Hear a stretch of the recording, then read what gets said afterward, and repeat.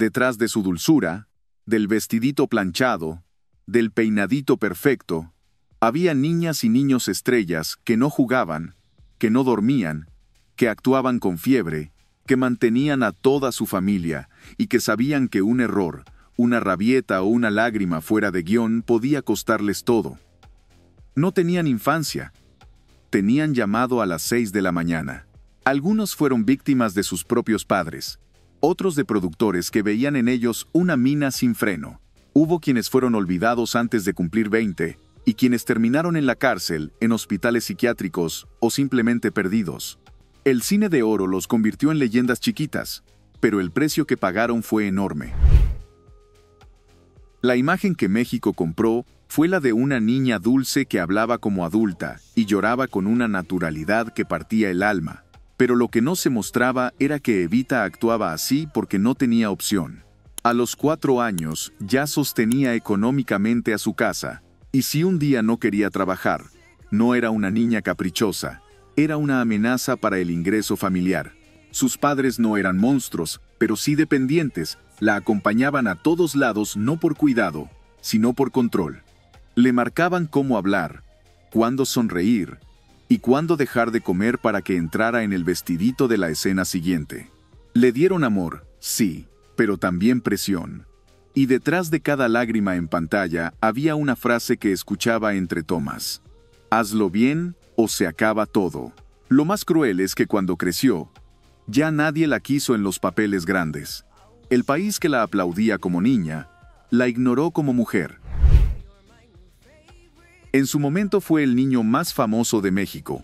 Todos lo conocían, lo adoraban, lo invitaban a programas como si fuera un santo bajado del cielo, pero detrás de su sonrisa había un entorno que lo exprimía como si fuera una piñata llena de billetes. No tenía infancia, ni escuela normal, ni amigos de su edad. Lo llevaban de set en set, sin preguntarle si quería. Y cuando dejó de ser chiquito, dejó de ser útil. Nadie le enseñó otra cosa. Lo soltaron en el mundo sin oficio, sin red, sin identidad. Cayó en relaciones destructivas, escándalos de familia. Terminó acusado de abusos que lo llevaron directo a la cárcel. La prensa lo condenó sin matices. Pero nadie quiso revisar cómo un niño usado por todos terminó así. ¿De verdad fue un monstruo? ¿O fue el resultado de un sistema que lo exprimió hasta vaciarlo por completo? Siempre fue el que acompañaba, el que moría primero, el niño pobre pero simpático. Ese que todos querían abrazar, pero nadie quería adoptar. Empezó a actuar tan temprano que ni recuerda su primer rodaje. A los 10 ya había hecho más escenas de muerte que cumpleaños felices. Su madre era su representante y su contadora, pero el dinero se usaba para pagar las cuentas de la casa, las deudas del padre y los gustos de los mayores. Nunca tuvo un juguete caro, pero sí tuvo que aprender a llorar en cámara cuando aún no sabía escribir su nombre completo. Lo más oscuro llegó cuando creció. Ya no era el tierno, no era el galán, no era nada para la industria. Intentó seguir actuando, pero lo encasillaron en lo que había sido. Como muchos niños actor, el país lo olvidó rápido. Y cuando aparecía en entrevistas, hablaba con nostalgia, pero con esa mirada que ya no cree en los aplausos. Era la niña que robaba la escena con una frase bien colocada y una mirada que parecía nacida para el cine. Pero lo que parecía natural era el resultado de repeticiones obsesivas. Su familia era devota de su carrera, al punto de convertirla en símbolo nacional sin preguntarse si quería serlo.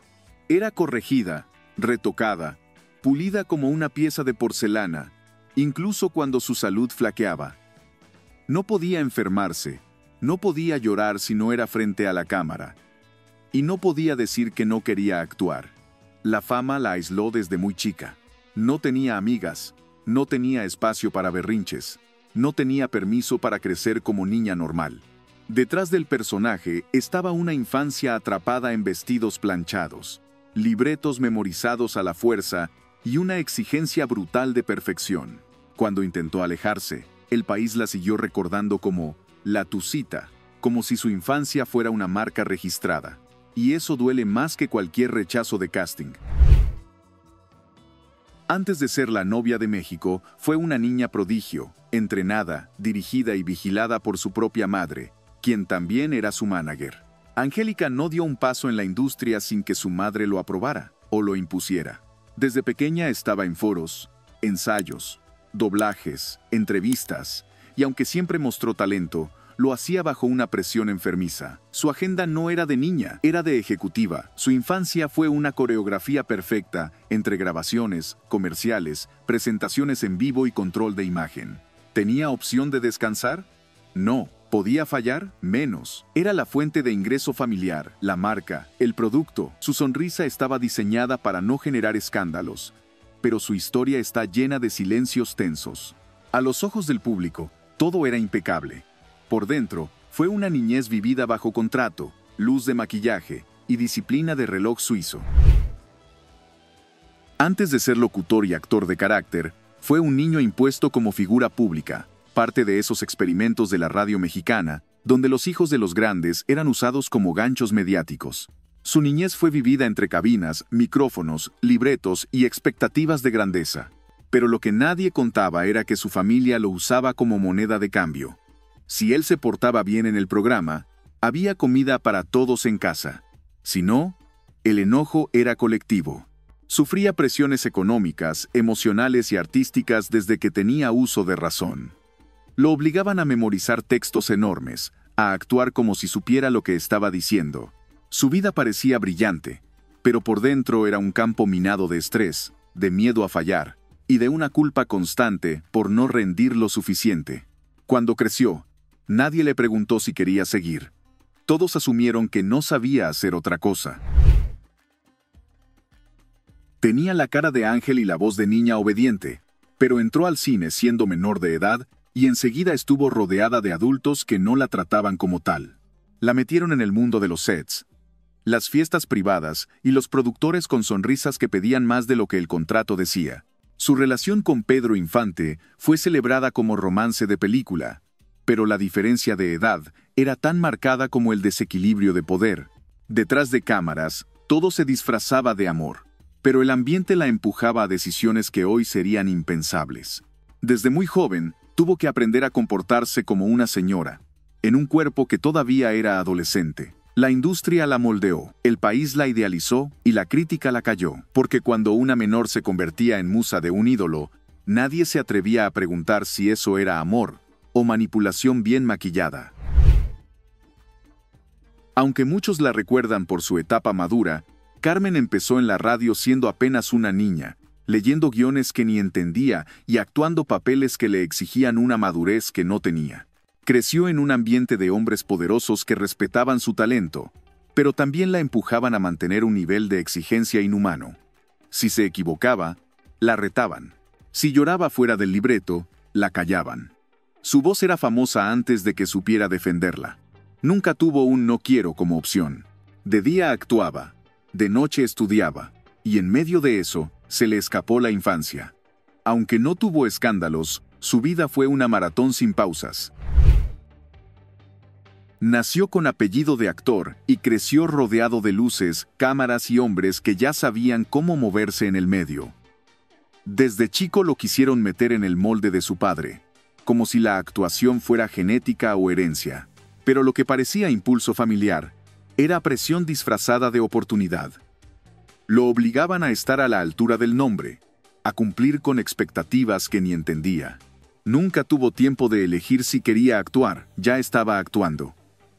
Su identidad se borró detrás del hijo de, y su talento fue evaluado por comparación, no por mérito. Aunque más tarde construyó su carrera con esfuerzo, nunca pudo separar del todo su vocación de la carga emocional que implicaba ser el niño moreno, el que no podía fallar aunque no supiera bien qué estaba haciendo. Comenzó como niña actriz en teatro antes de llegar al cine. Su imagen era la de la niña obediente, formada, educada, pero detrás del telón vivía otra historia. La llevaban de un foro a otro como quien lleva mercancía frágil pero valiosa. Su tiempo libre era para ensayar, y su descanso dependía del humor de los adultos que la dirigían. Si una escena no salía, no era culpa del guión, era culpa suya.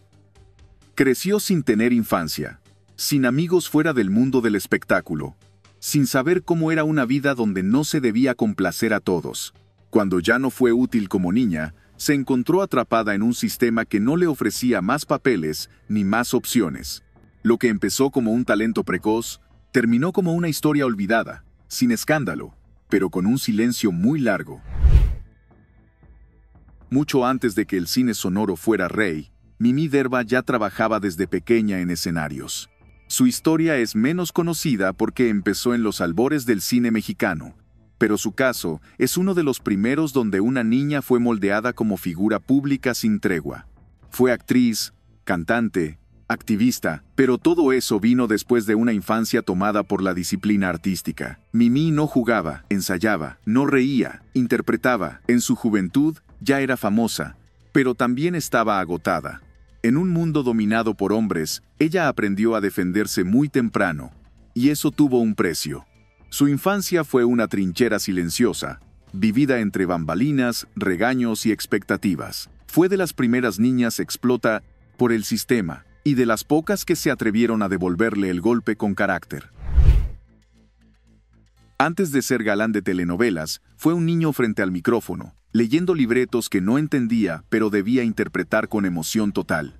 Su voz infantil llenaba salas, pero en su casa no llenaba el plato si no lo hacía perfecto. Fue formado a la fuerza, corregido a gritos y golpeado si se equivocaba en plena transmisión en vivo. Nadie se preguntaba si era justo, porque la disciplina se disfrazaba de vocación, y la violencia se llamaba exigencia. Nunca tuvo una tarde libre para jugar, porque debía ensayar o grabar. Hijo de uno de los grandes locutores del país, fue expuesto desde pequeño como si la fama fuera algo que se hereda por sangre, no por elección. Lo ponían frente a cámaras, lo sacaban en revistas, lo hacían entrevistador juvenil, cuando ni siquiera entendía qué preguntaba. Todo en su entorno giraba en torno al nombre del padre, y él apenas tenía margen para existir sin complacer. Lo usaban como prueba viviente del legado familiar, como si fuera una extensión de otro hombre y no una persona con derecho a equivocarse. Cualquier paso fuera de línea se castigaba con decepción pública. Estos niños no fueron estrellas, fueron recursos. Fueron productos brillantes envueltos en contratos, cámaras y exigencias que ni un adulto soportaría. Y mientras sus escenas siguen pasando en televisión cada diciembre, su verdad sigue guardada entre anécdotas, archivos y heridas que nadie quiso revisar. ¿Cuál de estas historias te dolió más? ¿Y cuántas otras siguen escondidas detrás de una sonrisa de estudio? Comenta, que no se quede en nostalgia, porque estas historias no fueron un papel. Fueron una infancia usada sin permiso.